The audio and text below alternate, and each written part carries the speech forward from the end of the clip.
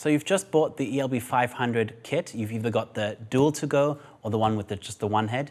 This video applies to both, and I'm going to run you through everything that's in the box. There's a couple little tips and tricks that you might not have thought about, and I want to kind of show you the things I've learned as I've been using the ELB 500. In the box comes this traveling case, which is great for storage and running around. First thing, of course, is the unit itself. Now, for those of you who are buying this and going into this kind of blind, what are all these things? This is a battery pack, or just pack. That's the part of the light that has all the electronics. It has the adjustments, it has all the menus, the display, and it tells you how much power you're putting out. It tells you how the battery is, and it also has the settings in it.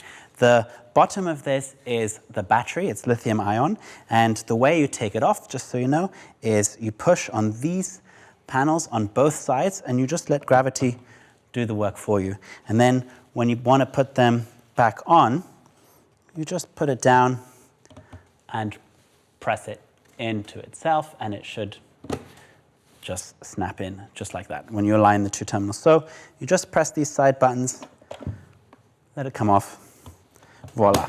So it has an A channel and a B channel, and the great thing about the ELB 500 is both are completely independent of each other. For anyone that's been using lighting before knows that didn't always used to be the case, and that's a big jump in technology to enable that.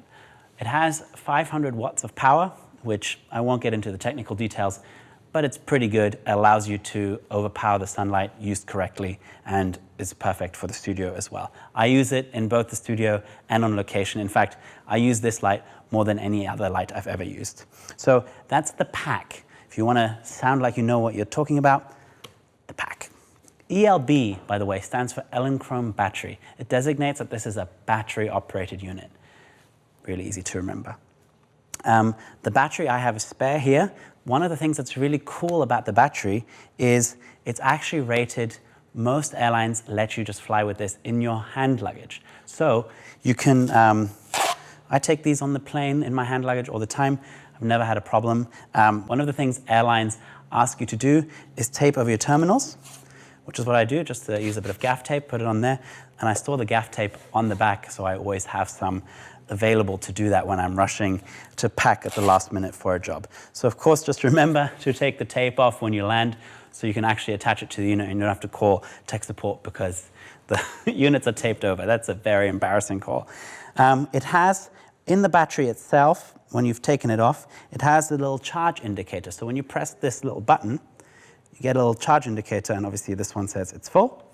So just like that, which is really cool because when you have a lot of batteries laying around, you don't want to have to charge them when they're already charged. It takes a lot of the work out. It's also super light. Lithium ion, I started with lead acid batteries. They were so heavy. I think any back problems I've had for the rest of my life come from lead acid batteries. So remember, the pack only comes with one battery. I just wanted to show you the tape modification. Good. So then let's dig into the bag here. There's the charger, battery charger. Pretty straightforward. Connect this to this, plug it into a wall, and you can plug this straight into the side of the unit, just like that. And I'm going to show you one little thing. This bag is fantastic. It's the bag that comes with the unit, and it fits right in there, and you can just put it over your shoulder. I don't know how heavy it looks on the video, but this really isn't that heavy, so I sometimes will just have it over my own shoulder even while I'm shooting, and or an assistant or whatever. And when you have the unit inserted in the bag,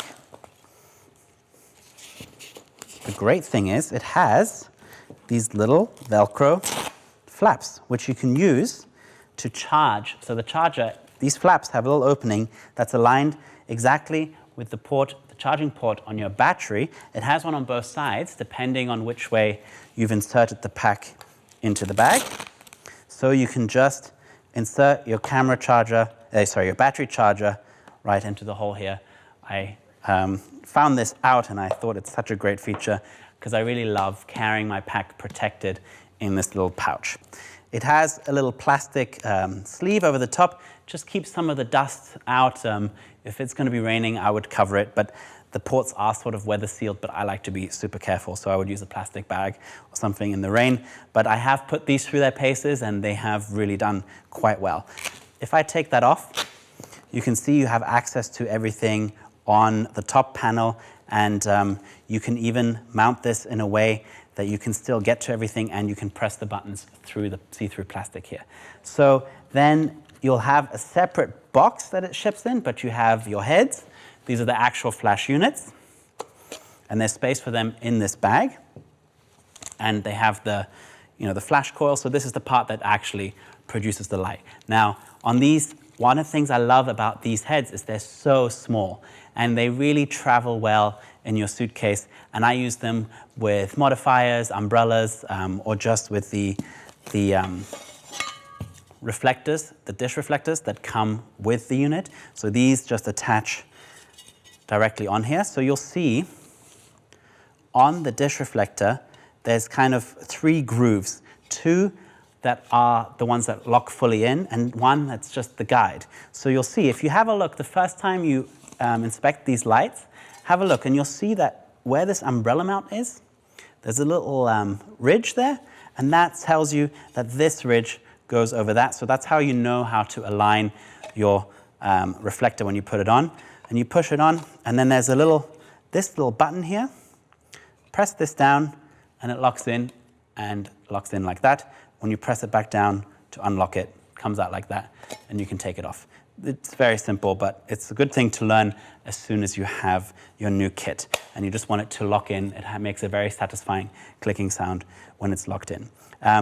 This deep reflector, just as an aside, you can buy a grid, which is like a honeycomb kind of device that you can place in here, and it's used to make light a little more hard and directional. It's an optional accessory you can also buy, but it fits with this reflector.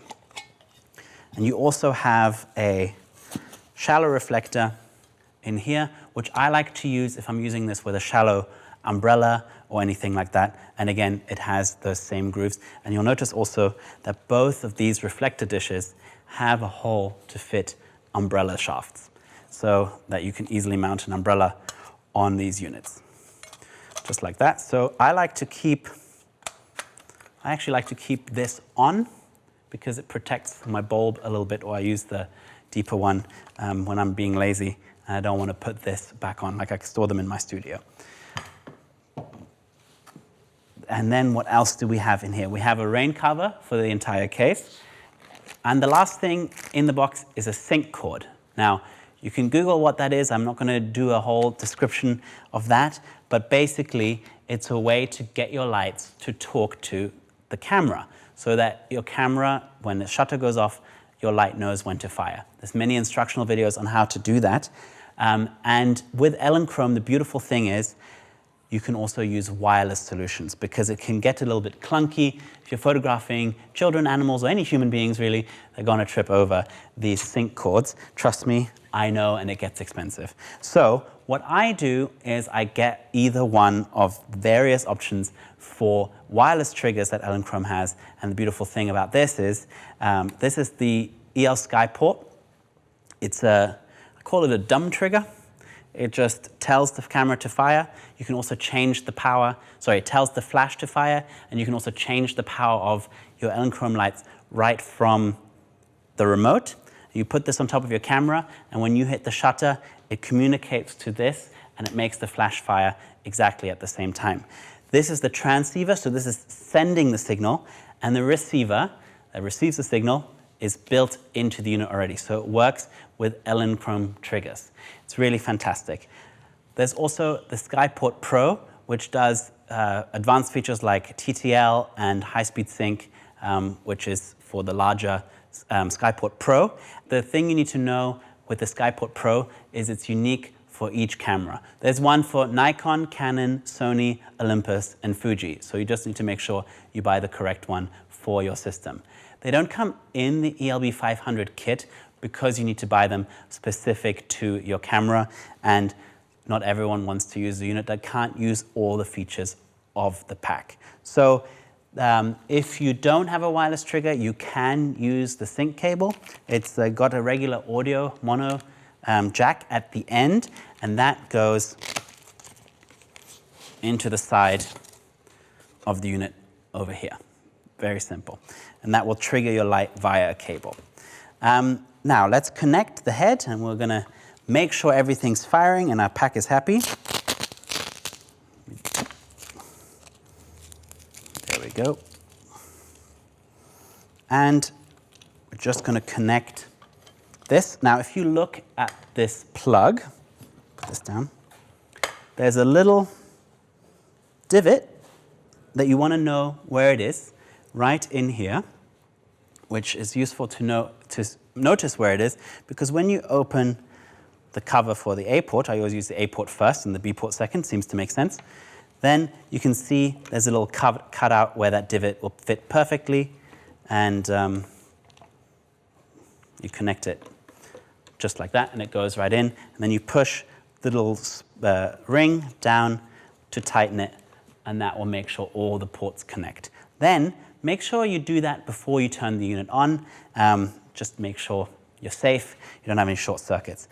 So you turn the pack on by holding down the power button, and it's going to start flashing, and that it wants you to indicate which of A or B port you're actually going to use. And I'm going to go ahead and press A. Now, one of the things you need to make sure of that you have your lights plugged in before you turn on the pack. I just like that as a safety feature to make sure you don't get any arcs across the terminals in here. So to change the power of your pack, you simply turn this knob here, and that adjusts it by 0.1 or 1/10 of a stop at a time. It gives you a lot of fidelity, and it goes really, really smoothly. You can switch, you can change your exposure.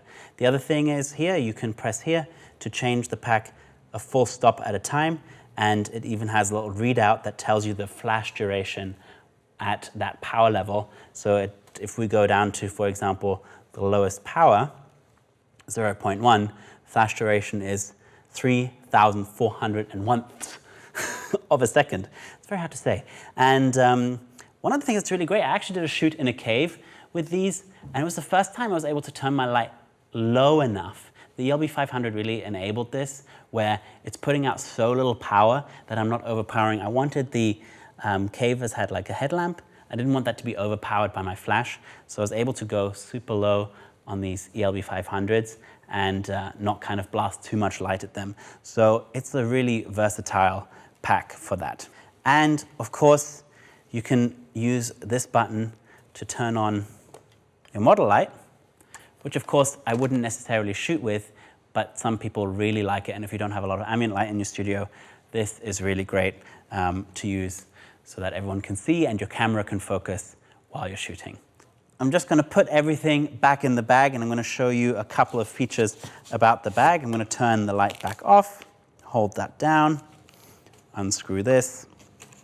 And I really actually like the compact nature of this bag. Everything has a spot, and it's great for getting around the city. I wouldn't check this into my luggage, but I do.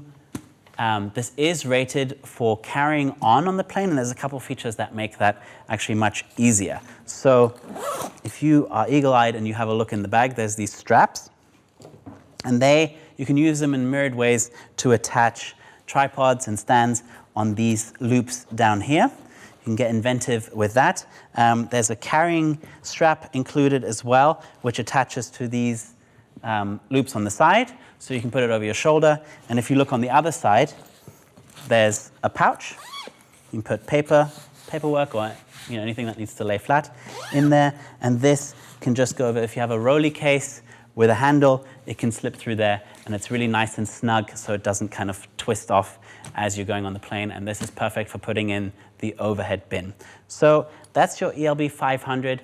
Get going, get experimenting. Remember, we have a myriad of ways that we use this in the lighting series, and I can't wait. Comment below, let us know how you like the ELB 500 and how you're getting on with it.